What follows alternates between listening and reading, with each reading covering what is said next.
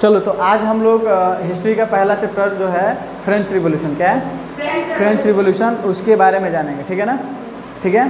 तो सब अगर रिवॉल्यूशन का हिस्ट्री देखा जाए, कहाँ से रिवॉल्यूशन होना शुरू हुआ, लोगों ने प्रोटेस्ट करना स्टार्ट किया, ठीक है, तो वो ओरिजिन पॉइंट कहाँ पे है? फ्रेंच रिवॉल्यूशन से। कहाँ से? वहीं से लोगों ने पहले विद्रोह करना शुरू किया था। फिर वहाँ से धीरे धीरे लोग आइडिया लेते गए और अपने अपने जहाँ जहाँ उनके क्या हुआ, जहाँ जहाँ उनको प्रताड़ित किया गया वहाँ वो लोगों ने विद्रोह करना शुरू किया, वहाँ से आइडिया लेकर के, एग्जाम्पल लेकर के। जब भी तुम लोग कुछ काम करोगे कहीं भी, तो कहीं ना कहीं किसी के एग्जाम्पल लोगे, तब उसके जैसा करने जाओगे। ये ऐसा किया तो हमको भी ऐसा करना चाहिए, इसके यहाँ ऐसा हो रहा है तो मेरे यहाँ भी ऐसा होना चाहिए। ठीक है, इस तरह से फ्रेंच रिवॉल्यूशन को माना जाता है डेमोक्रेसी का शुरुआत। क्या माना जाता है? डेमोक्रेसी में, डेमोक्रेटिक कंट्री में हम लोग रहते हैं ना, तो डेमोक्रेसी का स्टार्टिंग पॉइंट कहाँ से माना जाता है? फ्रेंच रिवॉल्यूशन से। ठीक है, लेकिन सबसे पहले जो कंट्री जो फ्री हुआ था वो हुआ था अमेरिका। कौन हुआ था? अमेरिका। तो इसके बैकग्राउंड में पहले थोड़ा सा चलते हैं। ठीक है, तो 1789 के पहले, ठीक है ना, 1789 के पहले जो समय था, उस समय को ओल्ड रिजाइम से क्या रेफर किया जाता है? किससे? ओल्ड रिजाइम, मतलब पुरानी शासन पद्धति जो थी उससे रेफर किया जाता है। ठीक है, तो ये किस देश के बारे में पढ़ना है? फ्रेंच। फ्रेंच यानी फ्रांस का। किसका पढ़ने वाले हैं? फ्रांस का, जो किस कंटिनेंट में पड़ता है? यूरोप में। कहाँ पड़ता है? यूरोप में पड़ता है। ठीक है, तो फ्रांस जो था और फ्रांस और अमेरिका, ठीक है, कि एक कॉमन इनेमी था ब्रिटेन। कौन था? कौन था? क्योंकि उस समय ब्रिटेन ताकतवर था। क्या था? तो ब्रिटेन वाले लोग ही इंडिया पे भी कब्जा किए हुए थे, अंग्रेज सब, है ना। तो जहाँ पर भी ब्रिटेन लोग जाते थे, अंग्रेज लोग जाते थे, और वहाँ अपना शासन चलाना शुरू कर देते, उस जगह को कॉलोनी कहा जाता। क्या कहा जाता? कॉलोनी। तो उस समय अमेरिका का लगभग 13 कॉलोनी क्या था? ब्रिटेन के अंडर में। किसके अंडर में?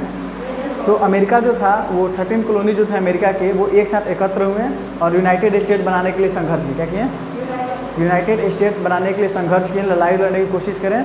ठीक है, उसमें क्या किया, जो फ्रांस वाला था, फ्रांस वाला के भी दुश्मन कौन था? ब्रिटेन। कौन था? फ्रांस का भी दुश्मन कौन था? ब्रिटेन था। और अमेरिका का भी दुश्मन कौन था? ब्रिटेन था। तो बोला जाता है ना कि दुश्मन का दुश्मन क्या होता है? दोस्त होता है। तो फ्रांस वाला किससे दोस्ती कर लिया? अमेरिका वाला से। हाँ, ये क्या किया कि अपना जब अमेरिका लड़ाई लड़ रहा था अंग्रेज सबसे, तो ये क्या किया, खाद्य सामग्री, पैसा वगैरह, अपना सेना वगैरह सब भेज रहा था सपोर्ट करने के लिए उसके लड़ाई में। तो ये क्या किया कि अमेरिका के 13 कॉलोनी को आज़ाद कराने में, फ्री कराने में इसने हेल्प कर दिया। किसने कर दिया? कौन कर दिया? फ्रांस ने। किसने हेल्प कर दिया? इंग्लैंड की हेल्प थोड़ी किया। इंग्लैंड तो इसका दुश्मन था, ब्रिटेन है। ब्रिटेन फ्रांस का भी दुश्मन था, अमेरिका का भी दुश्मन था। इसलिए अमेरिका से जब लड़ाई चल रहा था तो फ्रांस वाला क्या किया? अमेरिका का मदद किया उसके 13 कॉलोनी को फ्री कराने में, 13 कॉलोनीज को क्या करने में? फ्री कराने में। कॉलोनी किसको कहा जाता समझ में आ गया ना? हाँ, ठीक है। कहाँ पे? तो आ रही है ये, हम ऐसे आर लिखते हैं, ये जो आर से बनता है ना, ऐसे ये वाला आर लिखते हैं हम। ठीक है, कभी कभी ये भी कैपिटल लिखेंगे तो ऐसे लिखेंगे, या छोटा लिखेंगे तो ऐसे लिखेंगे।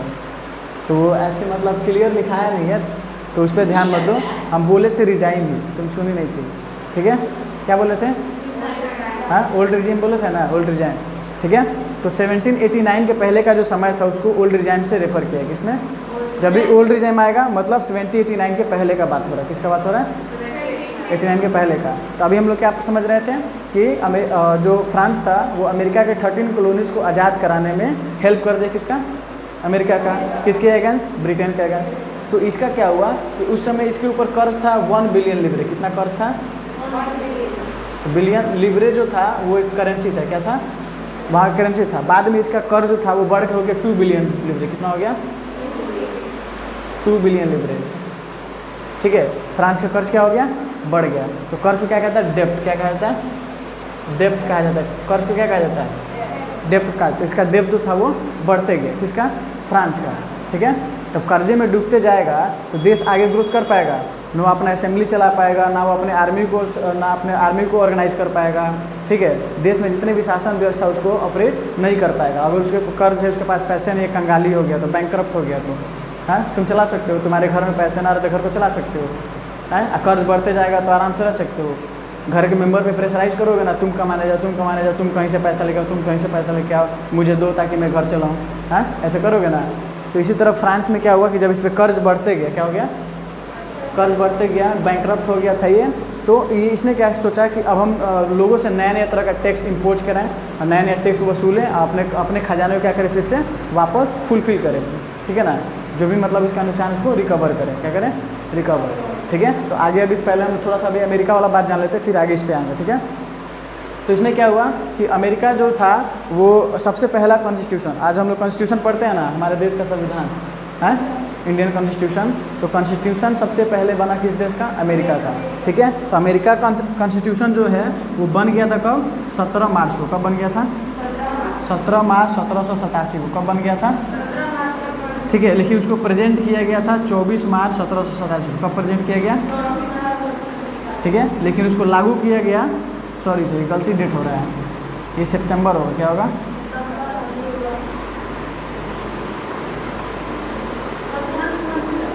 ठीक है। देखो अमेरिका का जो कॉन्स्टिट्यूशन था वो कब फ्रेमवर्क कर दिया गया था, 17 सितंबर 1787 को, ठीक है। और उसको प्रेजेंट कब किया गया, तो 24 सितंबर 1787 को, ठीक है। लेकिन वो इम्प्लाई कब किया गया, लागू कब किया गया, इम्पोज कब किया गया, तो वो किया गया तुम्हारा 4 मार्च, कब किया गया, 4 मार्च 1789 को, ठीक है। तो 4 मार्च 1789 को अमेरिका टोटली क्या था, आज़ाद था, उसका अपना खुद का कॉन्स्टिट्यूशन बन चुका था, ठीक है। अब वो जो था अब टोटली फ्री था, क्या था वो अपना कॉन्स्टिट्यूशन के हिसाब से अपने देश को चला सकता था। लेकिन जब हेल्प किया था इसको, बाद में जब इस पर कर्ज बढ़ा तो अमेरिका ने इसका हेल्प नहीं किया, अमेरिका इसकी हेल्प के लिए नहीं आया। तो ऐसे दोस्तों से क्या रहना है, दूर रहना, सावधान रहना है कि उसकी ज़रूरत में हम हेल्प करते रहे, और जब हमारे पास कुछ ना हो तो वो हाथ खड़ा कर देगा, हम कैसे क्या कर सकते, कुछ नहीं कर सकते हैं, और तुम्हें पूछने भी ना आएगा भाई हाल चाल कैसा है तुम्हारा, ऐसे दोस्त से क्या रहेंगे, दूर रहेंगे, ठीक है। तो ये हो गया तुम्हारा कॉन्स्टिट्यूशन, सबसे पहले कहाँ का बना था, अमेरिका का, कहाँ बना था, अमेरिका का। उसके बाद बना फ्रांस का, कहाँ बना, फ्रांस का, ठीक है।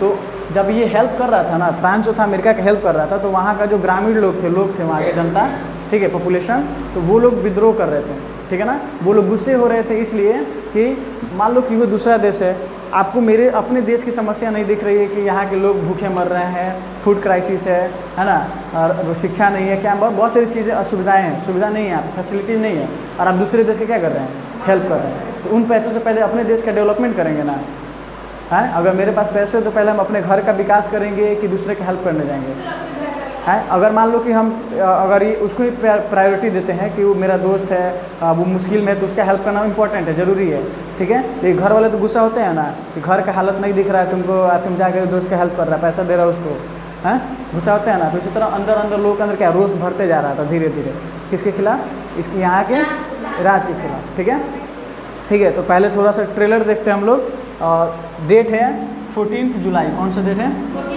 14 जुलाई 1789, इस दिन से रिवॉल्यूशन स्टार्ट हुआ, क्या हुआ, क्या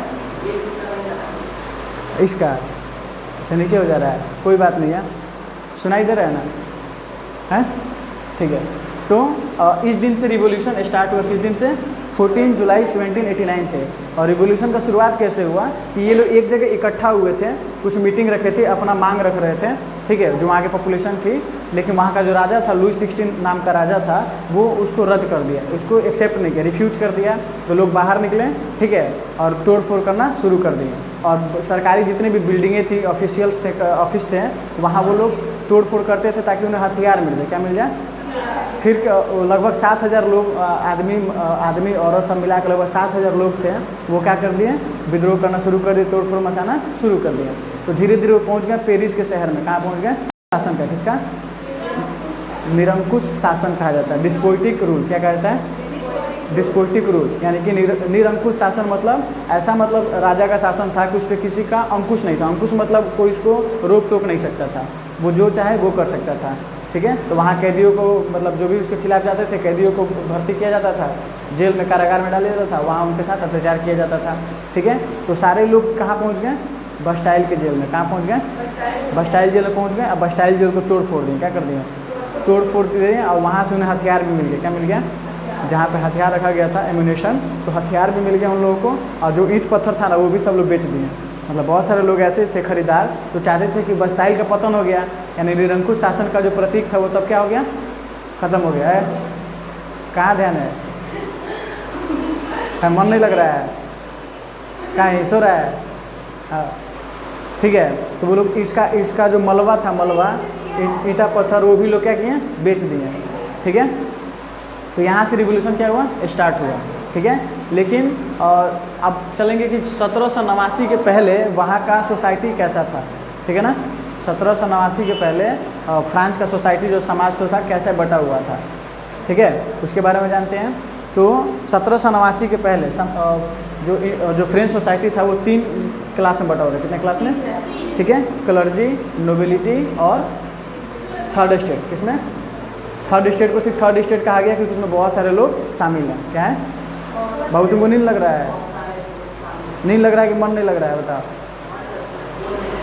हाँ, तो एक्टिव रहो क्लास में। ठीक है, तो उस समय अर्ली 1789 मतलब 1789 के पहले जो फ्रांस का सोसाइटी था वो कितने भाग में कैटेगराइज था, 3 पार्ट में। थर्ड स्टेट में, यानी फर्स्ट स्टेट को कहा गया क्लर्जी, सेकेंड को नोबिलिटी और थर्ड को थर्ड स्टेट। ठीक है, तो जो क्लर्जी थे वो प्रीस्ट थे। क्या थे, प्रीस्ट। उनका काम क्या था, चर्च का सेवा करना, चर्च में क्या करना, फादर्स का रोल निभाना, पादरी का, जो क्या करेंगे, उपदेश देंगे, प्रीस्ट देंगे और ठीक है लोगों को ज्ञान देंगे। ठीक है, और दूसरा का नोबिलिटी, कौन थे, नोबिलिटी मतलब राजा के घर के खानदान के। ठीक है, जो लोग क्या थे, राज करते थे, क्या करते थे, शासन करते थे, वो लोग नोबिलिटी थे। ठीक है, और थर्ड स्टेट में कौन आते थे, तो लेबरर, टीचर, लॉयर, ठीक है, आर्टिशन, ठीक है, पीजेंट, बिजनेसमैन, ये सारे किस में आते थे, थर्ड स्टेट में। किस में आते थे, थर्ड स्टेट में। तो इसमें डिस्क्रिमिनेशन क्या था, भेदभाव क्या था कि जो क्लर्जी और नोबिलिटी थे उनको प्रिविलेज थे। क्या थे वो क्या थे, दे वेयर प्रिविलेज बाय बर्थ। वे लोग क्या थे, जन्म सिद्ध अधिकार थे उनका कि वो लोग टैक्स से छुटकारा में थे, क्या थे, उन्हें टैक्स नहीं पे करना होता था। क्या नहीं करना होता था, किन्हें, फर्स्ट स्टेट और सेकंड स्टेट वाले लोगों को टैक्स पे नहीं करना होता था। उन्हें जन्म सिद्ध अधिकार था कि आप लोगों को टैक्स नहीं देना है। बाकी टैक्स देने का जो भार है, बर्डन है, किसके ऊपर है, थर्ड स्टेट पे। तो थर्ड स्टेट के अंदर तो एक ऐसे ही गुस्सा रहेगा है कि हम कमा रहे हैं, हम टैक्स भर रहे हैं, और उन पैसों से वो फर्स्ट स्टेट और सेकंड स्टेट वाले क्या कर रहे हैं, अपना शासन भी चला रहे हैं, हम पे हुकुम भी चला रहे हैं और अपना क्या कर रहे हैं, भोग विलास भी कर रहे हैं, लग्जरियस लाइफ जी रहे हैं। ऐसे भी अंदर अंदर रोष रहेगा ना, तो वो ये भी गुस्सा था उनके अंदर। किसके अंदर, थर्ड स्टेट वालों के अंदर। ठीक है, अब देखो बंटवारा कैसे हुआ था कि जो फर्स्ट और सेकंड स्टेट थे उन दोनों को मिला के सिर्फ 5% लोग थे, वहाँ के टोटल पॉपुलेशन का 5% थे, और जो थर्ड स्टेट में थे वहाँ के टोटल पॉपुलेशन के 95% थे। कितने थे, लेकिन 60% जो लैंड था वो सिर्फ किसके पास था, नोबिलिटी, क्लर्जी और नोबिलिटी के पास, और 40% लैंड में बटा हुआ था इन लोगों के पास। किसके पास है, थर्ड स्टेट के पास बटा हुआ था। तो कम परसेंटेज होने के बाद भी उनके पास ज़्यादा ज़मीन है, आई लोग ज़्यादा परसेंटेज होने के बाद, मेजोरिटी में होने के बाद भी कम ज़मीन है, तो इन लोग के पास हिस्से में जो क्या बोलते हैं प्रॉपर्टी होगा वो भी तो कम आएगा, है, प्रॉपर्टी भी कम आएगा। ऊपर से टैक्स का बोझ भी किस पे डाला गया है, थर्ड स्टेट पे डाला गया है। ठीक है, तो अब देखो टैक्स कौन कौन सा लगता था, तो एक टैक्स का नाम था तीथे। क्या नाम था, यहाँ लिख देते हैं, एक टैक्स का नाम था तीथे। क्या नाम था, तीथे, जो कि चर्च वाले लोग वसूलते थे। कौन वसूलते थे, चर्च वाले लोग वसूलते थे, चर्च के नाम पे। किसके नाम पे, कि आप इस कंट्री में रहते हैं, इस जगह पे रहते हैं, तो आप चर्च के मरम्मत के लिए, चर्च के कंडक्शन के लिए, प्रचालन के लिए आप क्या करें, टैक्स दें। तो उस टैक्स को क्या कहा गया, तीथे कहा गया। ठीक है, फिर जो राजा था नोबिलिटी, तो नोबिलिटी भी क्या करते थे, वो भी टैक्स लेते थे। क्या करते थे, तो वो जो टैक्स लेते थे वो डायरेक्ट टैक्स होता था। क्या होता था, डायरेक्ट टैक्स होता था। वो किसके लिए, तो जो आदमी वहाँ का लैंड ओनर है, क्या है, मतलब जो जितना भी प्रॉपर्टी है तुम्हारे पास, उस प्रॉपर्टी का टैक्स दिया जाता था किसको, राजा को। तो उसको कहा गया टेले। क्या कहा गया, उसको क्या कहा गया, टेले कहा गया। ठीक है, कौन सा टैक्स को, जो राजा को दिया जाता था।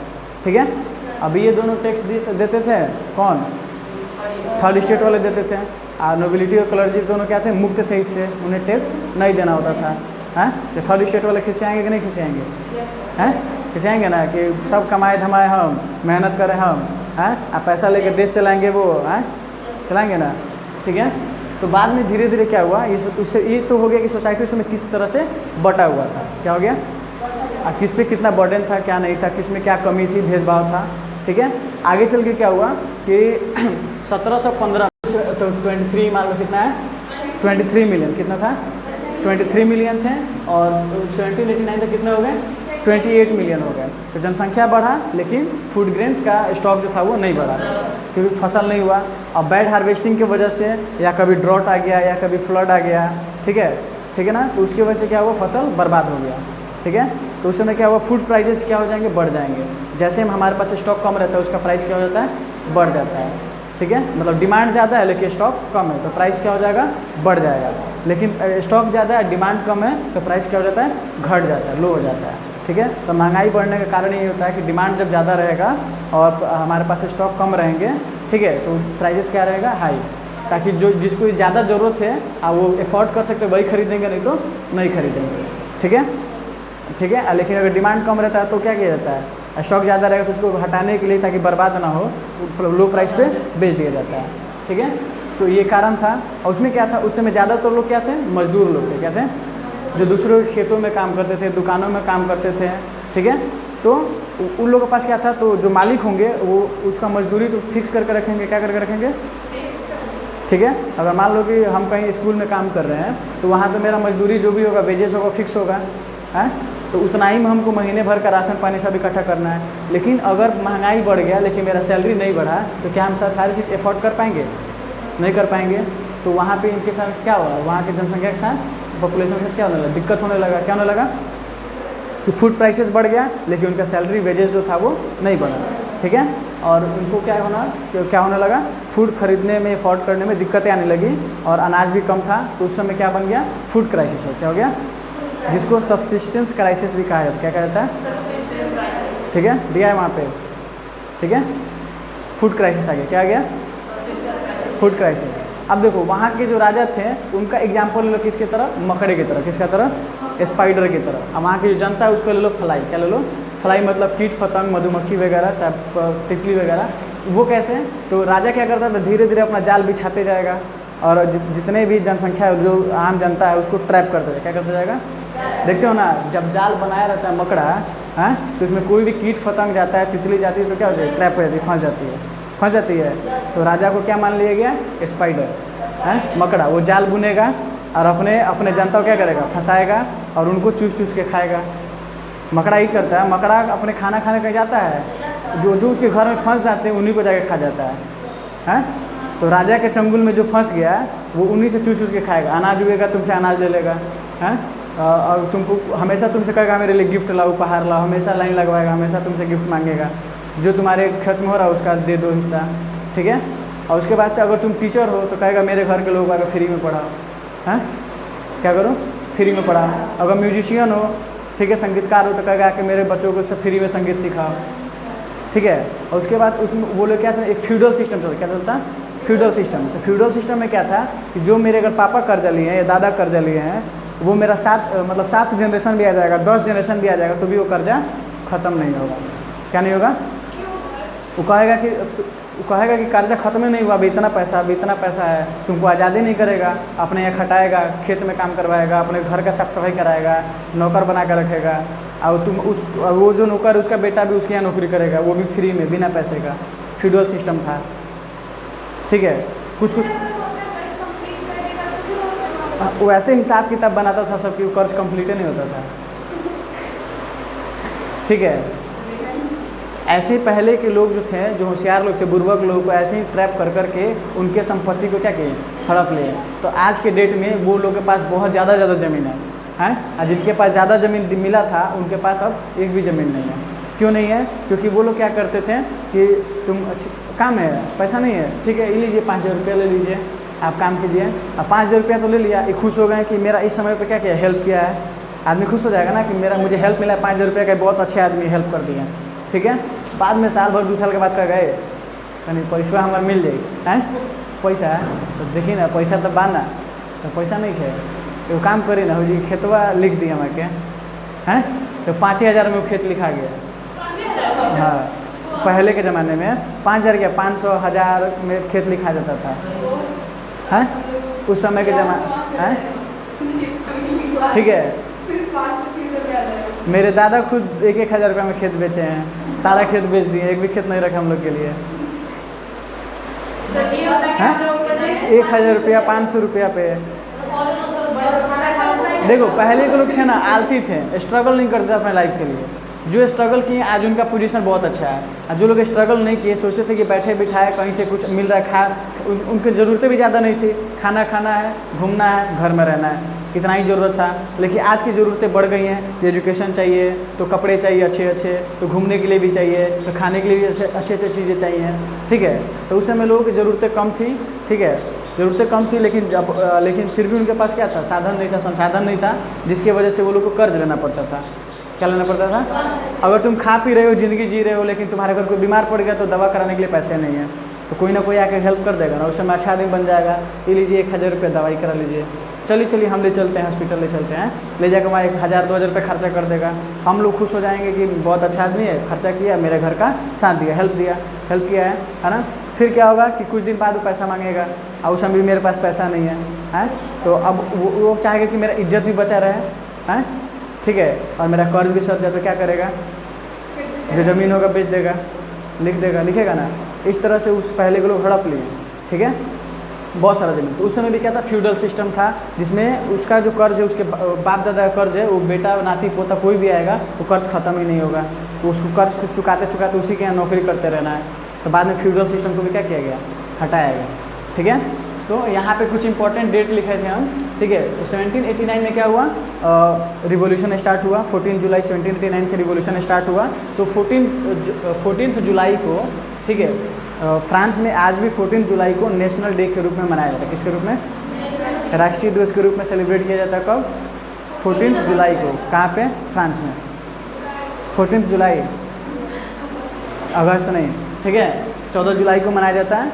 किसके रूप में? राष्ट्रीय दिवस के रूप में, नेशनल डे के रूप में मनाया जाता है फ्रांस में, ठीक है। अब देखो यहाँ पे 1789 में फ्रांस रिवॉल्यूशन स्टार्ट हुआ, बस्टाइल का जेल तोड़ा गया, फिर वहाँ पे एक क्लब बना। क्या बना? क्लब, जो जिसका नाम रखा है जैकोबिन क्लब। क्या नाम रखा गया था? तो उन लोगों ने अपना कॉन्स्टिट्यूशन बनाया। कॉन्स्टिट्यूशन बनाने के बाद उसमें 1791 में कॉन्स्टिट्यूशन बनाया, वो लोग फ्रेम किए। उसमें क्या किया गया कि राजा का जो पावर था उसको कम कर दिया। क्या कर दिया गया? और जो आम जनता थी, आम जनता, उनको कुछ बेसिक राइट, जैसे हम लोग के पास फंडामेंटल राइट है ना, उस तरह कुछ बेसिक राइट उनको दिया गया उस कॉन्स्टिट्यूशन के हिसाब से, ठीक है। लेकिन फिर भी वहाँ डेमोक्रेसी नहीं आया था, जो भी आता था वो अपना शासन चलाता था, ठीक है। फिर यहाँ पे क्या हुआ, 1792 और 93 में, ठीक है, फ्रांस में क्या बना? रिपब्लिक। क्या बना? रिपब्लिक। वहाँ रिपब्लिक का मतलब क्या होता है? लोगों का शासन। क्या होता है? मतलब लोग जिसे चुनेंगे वही क्या करेगा? शासन करेगा, है ना, ठीक है। फिर यहाँ पे जैकोबिन क्लब जो बना था, उसमें उसका जो राजा था उसको भी क्या किया गया? ओवरथ्रोन, मतलब उसको हटा दिया गया। ओवरथ्रोन करना मतलब उसे वहाँ से हटा देना, ठीक है। फिर 1795 में एक डायरेक्टरशिप बना। क्या बना? जिसमें जब इन लोग की कॉन्स्टिट्यूशन भी काम नहीं कर पाया तो 5 लोगों का मेंबर बनाया गया। अब 5 लोगों में अगर एक आदमी भी कोई फैसले पे नकार दे कि ना ये काम नहीं होगा, तो सारा रद्द हो जाएगा। कोई भी काम होगा, कोई भी रूल पास होगा, ठीक है, तो 5 आदमी का सहमति चाहिए। तो उन लोगों में बाद में मतभेद हो गया, उन लोगों को भी क्या किया गया? वो भी टूट गया, ठीक है। तो लास्ट में क्या हुआ, 1799 में एक रिवॉल्यूशन क्या हुआ? ख़त्म हुआ। किसके वजह से? नेपोलियन बोनापार्ट की वजह से। उस समय क्या हुआ? नेपोलियन बोनापार्ट एक लीडर था, वो आया, अपने आप को राजा घोषित कर लिया वहाँ पे, ठीक है। अभी सबका अभी डिटेल में आउटब्रेक ऑफ द रिवॉल्यूशन क्या पढ़ते हैं? तो रिवॉल्यूशन स्टार्ट कहाँ से हुआ, ठीक है। तो 1774 में, कब? 1774 में लुई 16 को गद्दी पे बैठाया गया। कहाँ बनाया गया? वहाँ का राजा बनाया गया और उसको गद्दी पे बैठाया गया। जब वो गद्दी पे बैठा तो उसे पता लगा कि उसका खजाना क्या है? खाली हो गया। क्या हो गया है? उसका खजाना क्या है? खाली है। तो राजपाट चलाएगा कैसे? अपने सेना को खिलाएगा कैसे? हैं? जो सभा है उसको सैलरी देगा कैसे? लोगों का घर बार कैसे चलाएगा?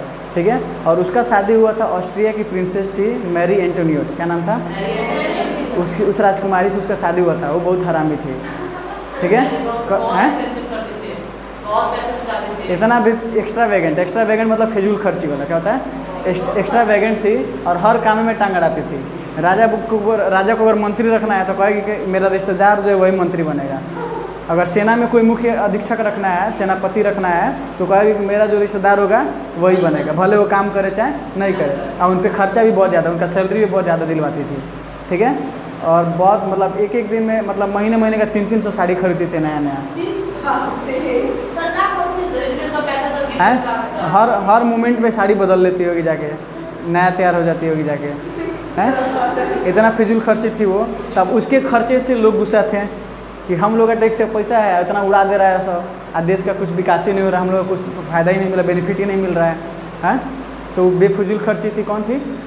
Mary Antonio. कहाँ की प्रिंसेस थी? ऑस्ट्रिया की। शादी किसे हुआ था? लुई 16 से हुआ था। किसे हुआ था? ठीक है। तो पहले से तो दो तरह का टैक्स लिया जाता था। कौन सा? ये चर्च के द्वारा और ये राजा के द्वारा लिया जाता था ना। बाद में खजाना खाली रहेगा तो सरकार क्या सोचेगी, गवर्नमेंट क्या सोचेगी कि और भी टैक्स हम लगा दें अलग अलग तरह के, ताकि टैक्स के लोग जमा करेंगे तो खजाना मेरा क्या होगा? भरेगा। महंगाई क्यों बढ़ता है? जब सरकार का खजाना खाली रहेगा, कर्ज उसके ऊपर ज़्यादा रहेगा, तो महंगाई बढ़ाएगा, टैक्सेस बढ़ाएगा, ताकि लोग उसको धीरे धीरे पे करें, उसका खजाना भरे, फिर वो अपना काम करेगा। फिर हाँ, ठीक है ना। तो महंगाई बढ़ जाएगा उस समय, जब खजाना रहेगा देश के खाली या कर्जा रहेगा ढेर, ठीक है। तो किस पे उसका लोड डाल दिया जाएगा? जनता पे। किस पे डाल दिया जाएगा? अब जनता कहीं से अपना पसीना बहाए, खून बहाए, कुछ भी करे, एड़ी रगड़े, हैं, चाहे माथा पकड़े, वो कहीं से भी दे, लेकिन उसको तो अपना ज़रूरत पूरा करना है। शिक्षा पे भी टैक्स है यहाँ पे। जो जितना बड़ा देश है, डेवलप कंट्री जो है, जैसे लंदन हो गया, अमेरिका हो गया, यहाँ पे शिक्षा पे टैक्स नहीं है। एजुकेशन टैक्स फ्री है, लेकिन यहाँ पे एजुकेशन पे भी क्या है? टैक्स है। तो एजुकेशन पे टैक्स है तो भाई जब टैक्स रहेगा तो एजुकेशन क्या हो जाएगा? महंगा हो जाएगा। महंगा हो जाएगा तो सारे लोग अफोर्ड नहीं कर पाएंगे, पढ़ नहीं पाएंगे, हैं, नहीं ना पढ़ पाएंगे। तो लुई 16 क्या करना चाहता था कि एक अलग तरह का नया टैक्स लगा दें। क्या कर दें? नया टैक्स लगा दें, जिससे कि टैक्स का पैसा आएगा तो उसका खजाना क्या हो जाएगा? भरेगा। ठीक है। तो जैसे ही लोगों ने ऐसी बातें सुनी कि टैक्स लगने वाला है, उनके मन में क्या हो गया? और भी गुस्सा उभर आया, और भी रोष आ गया।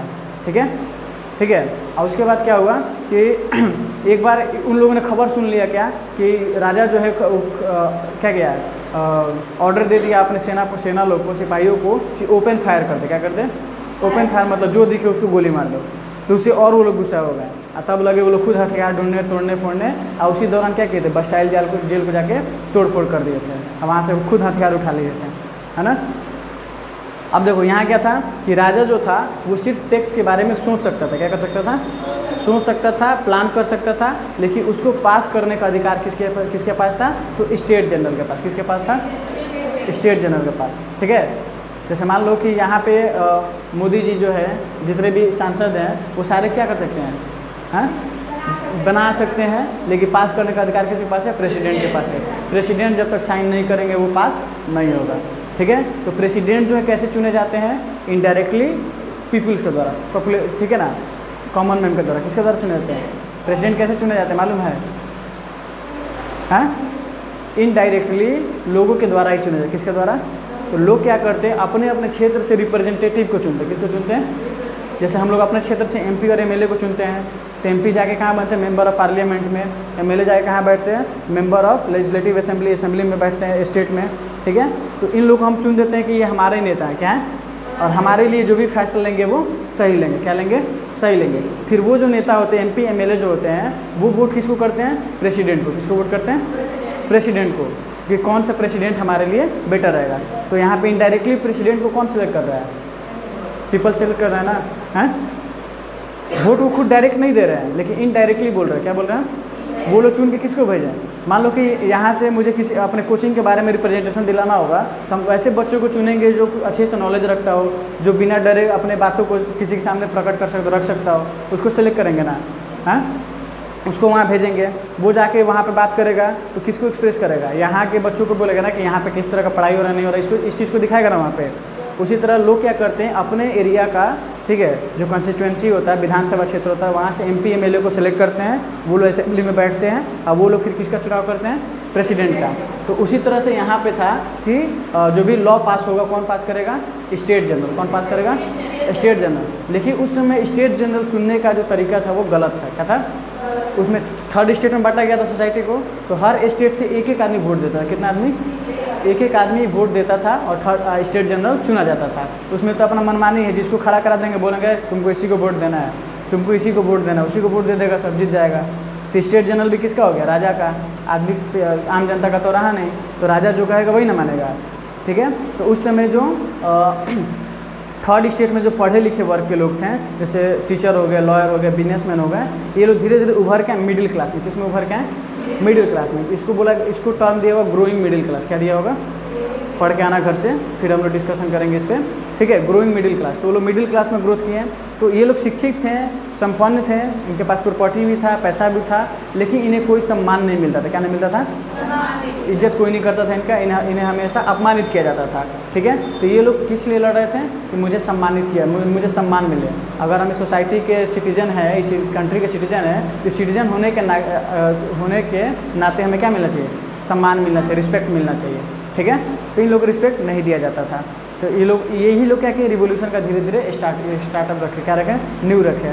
जो समझदार व्यक्ति होंगे वही ना लड़ेंगे, हैं। अब एक बात होता, अभी जो किसान आंदोलन चल रहा था अपने देश में 1 साल पहले, ठीक है, तो उसमें जो किसानों को जो तकलीफ था, वो किसान लोग जो समझ रहे थे वही ना लड़ रहा था, हैं। जो लोग नहीं समझते तो उसका दुख दर्द नहीं जानते हैं, नहीं लड़ना चाहते थे, हैं। अगर तुम्हारे ऊपर कोई संकट आएगा, तुम उसको फील करोगे, तुम उसके लिए आवाज़ उठाओगे। दूसरा क्या करेगा? भाई ये गलत कर रहा है, सरकार तो इसके लिए ठीक है कर रहा है, लेकिन जिसको तकलीफ़ हो रहा है वो जानता है क्या तकलीफ़ होने वाला है, इसलिए वो आवाज़ उठा रहा है। वो भी तो बुर्बक नहीं ना है कि हमेशा लड़ाई करेगा, हैं। तो यहाँ से ये लोग क्या किए? आवाज़ उठाना शुरू किए हैं, ठीक है। तो इन लोगों का क्या कहना, थर्ड स्टेट और लोग क्या कहना था कि जब मतलब जो एक मेंबर है ना, एक मेंबर थर्ड स्टेट जो वोट देते किसको? जनरल स्टेट को, ठीक है, स्टेट जनरल को। उन लोग का कहना था कि उस एक आदमी को हम लोग चुनेंगे। क्या करेंगे? यानी हमें वोट देने का अधिकार होना चाहिए, राइट होना चाहिए। क्या होना चाहिए? हमें वोट देने का अधिकार। हम लोग वोट देंगे तो वो आदमी चुना जाएगा। फिर वो आदमी जो किसको चुनेगा? किसको चुनेगा? स्टेट जनरल को। स्टेट जनरल को किसको? फिर जब हमारा आदमी स्टेट जनरल होगा तो सबके दुखों को, तकलीफ़ों को ध्यान में रखते हुए, समस्याओं को ध्यान में रखते हुए कोई भी लॉ पास करेगा जिससे क्या हो? बेनिफिशियल हो, सबको बेनिफिट हो, है ना। तो इन लोगों का ये डिमांड था, ठीक है। तो इसके लिए बुलाया गया एक मीटिंग। क्या बुलाया गया? तो 5 मई 1789 को बुलाया गया, एक मीटिंग बुलाया गया, असेंबली लगाया गया, ठीक है। उसमें 2 स्टेट से, यानी फर्स्ट स्टेट और सेकेंड स्टेट से 300 लोग पहुँचे। कितने लोग पहुँचे? 300 लोग पहुँचे, ठीक है। लेकिन थर्ड स्टेट से लोग 600 लोग पहुँचे। कितने लोग पहुँचे? 600, ठीक है। तो बाकी फर्स्ट और सेकेंड स्टेट के लोगों को बैठने के लिए जगह दिया गया, लेकिन इन लोगों 600 लोगों को बैठने का जगह नहीं था। ये लोग असेंबली में ही खड़े थे और बाहर खड़े थे। क्या थे? बाहर खड़े थे। इनको बैठने का जगह नहीं दिया, मतलब सम्मान मिला उनको? नहीं मिला। अपने ही देश में है लेकिन हमें अपमानित किया जा रहा है, क्योंकि सब लोग एक देश का है, एक नागरिक, एक जैसा नागरिक, एक जैसा अधिकार है, तो सबको एक जैसा रिस्पेक्ट भी मिलना चाहिए, सबको जगह मिलने से बैठने के इन लोग को नहीं दिया गया, ठीक है। फिर लूज 16 जो था, यहाँ पे इन लोग का जो डिमांड था कि 1 person each person have a 1 vote, बस, मतलब ठीक है, हर व्यक्ति का वोट देने का अधिकार में सबके पास एक एक वोट होना चाहिए। इन लोग का डिमांड था। किसका? थर्ड स्टेट का। लूज अभी है तो वहीं से ना स्ट्रगल शुरू हुआ है, तो बाद में धीरे धीरे ये बढ़ते गया है, हैं। अभी हम स्टार्टिंग में क्या बताएं कि जो भी हम लोग डेमोक्रेटिक कंट्री में रह रहे हैं, डेमोक्रेसी का शुरुआत माना गया किसको? रिवॉल्यूशन, फ्रेंच रिवॉल्यूशन को माना गया। यहीं से सारा चीज़ शुरू हुआ। फिर अलग अलग देशों को इसे आइडिया मिला। क्या मिला? आइडिया। फिर उन लोगों ने फॉलो किया, विरोध, प्रोटेस्ट किए हैं, ठीक है, तब जाकर उन्हें अधिकार मिला है, ठीक है। अभी तक वहाँ पे मतलब 1946 तक औरतों को वोट देने का अधिकार नहीं था। 1946 में जाके वहाँ के लेडीज़ लोगों को वोट देने का अधिकार मिला, ठीक है, 1946 में, हैं। फ्रांस में 1946 में जाके औरतों को वोट देने का अधिकार मिला, उसके पहले नहीं मिला था। अभी कहानी बहुत लंबा चौड़ा है, हैं। अलग अलग पॉइंट आउट करके दिया था। अभी तो हम ये बता रहे हैं कि रिवोल्यूशन स्टार्ट क्यों हुआ, किस वजह से हुआ, ये बता रहे हैं। कि यहाँ पे लुई 16 ने क्या किया कि उनके आइडिया को, प्रपोजल क्या किया? रिफ्यूज़ कर दिया। जो थर्ड स्टेट का प्रपोजल था ना कि हमें एक आदमी को एक वोट देने का अधिकार चाहिए, रिफ्यूज़ कर दिया। तो लोग वहाँ से गुस्से में निकल गए और प्रोटेस्ट करना शुरू कर दिए। क्या कर दिए? तो जो लोग प्रोटेस्ट करते हैं उन्हें कहते हैं प्रोटेस्टेंट। क्या कहते हैं? जो लोग प्रोटेस्ट करेंगे उन्हें क्या कहते हैं? 20 जून को, कब? 20 जून को वहाँ से तो लोग बाहर निकल गए, प्रोटेस्ट किए। 20 जून को एक वहाँ पे टेनिस कोर्ट था, वहाँ पे जहाँ पे वर्साई में, वर्साई एक जगह है, वहाँ पे एक टेनिस कोर्ट था। टेनिस कोर्ट में कौन से लोग जमा हुए हैं? थर्ड स्टेट वाले। कौन से लोग जमा हुए हैं? उन लोगों ने यहाँ पे स्वर लिया, यानी शपथ लिया, कसम खाई कि हम लोग राजा के बातों को नहीं मानेंगे, उसके अगेंस्ट रहेंगे और अपना खुद का कॉन्स्टिट्यूशन एक फ्रेम करेंगे। क्या करेंगे? और वहाँ पे इन्होंने घोषित कर दिया अपने आप को नेशनल असेंबली। क्या घोषित कर दिया? नेशनल असेंबली, ठीक है। और वहाँ पे इन्होंने फ्रेमवर्क किया किसके लिए? देखो यहाँ दिखा रहा है कि इन लोगों ने फ्रेमवर्क किया किसके लिए? कि राजा के पावर क्या कर देना? लिमिट कर देना। क्या करना है? मतलब राजा जो है अब अपने हद में रहेंगे, उससे आगे नहीं बढ़ेंगे, ठीक है। तो यहाँ से सब कहानी किसका स्टार्ट हो रहा है, कैसे कैसे विद्रोह होना शुरू हुआ और कैसे कैसे वहाँ पे लोगों ने ग्रुप बनाया कि किस किस चीज़ों पे काम किए, इन सब कुछ चीज़ों पे आगे हम लोग डिस्कस करेंगे नेक्स्ट क्लास में, ठीक है। अभी यहाँ पे हमको लग रहा है ज़्यादा बड़ा लेक्चर हो जाएगा तो बाद में भुला जाएगा सब, आगे निकल के भूल जाएगा ना सब।